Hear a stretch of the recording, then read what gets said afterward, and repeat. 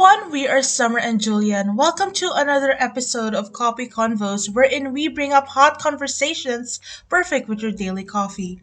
For today's episode, we will be bringing the media's role in democracy to the table. Before we dive into that, let's answer the question first. What is media? So, fun fact media is actually the plural form of medium, which essentially Oh. means media is a tool to communicate, to deliver information. And we are actually surrounded by media, from newspapers, radios, phones, TV, and internet, or even social media, from Facebook to Instagram and Twitter. Basically, anything that can reach people is media. Right, so essentially, we can say that the main role of media, not only in democracy but overall, is to inform the public, to make the public aware, right? Whether it's news, current events, or whatever, media raises the public's awareness. With that being said, let's run over the role of media as well as the current state of media in the context of the Philippines.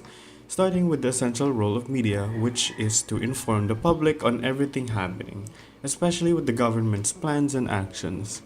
This is also the reason why the media is the fourth pillar or estate of democracy.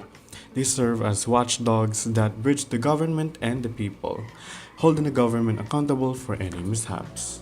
And considering that media is called the backbone of democracy, this is why it's so important for the media or the press to have freedom because they provide information and that's essentially what allows citizens to make informed decisions, which is what actually keeps democracy alive.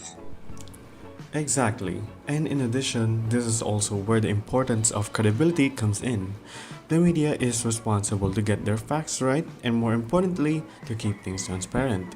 So, media plays a big part in influencing the people and their opinions.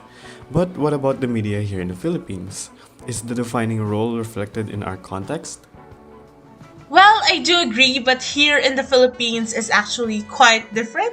One of the cases in point is the results of the 2022 national elections. I think we can see not just how media works, but how powerful media can be considering that it had the power to quite literally change the course of Philippine history.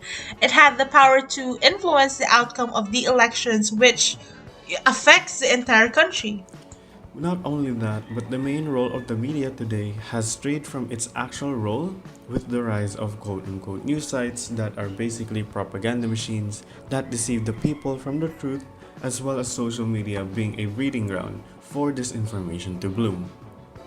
Well, it may be a gloomy way to start the day, but that's how reality is.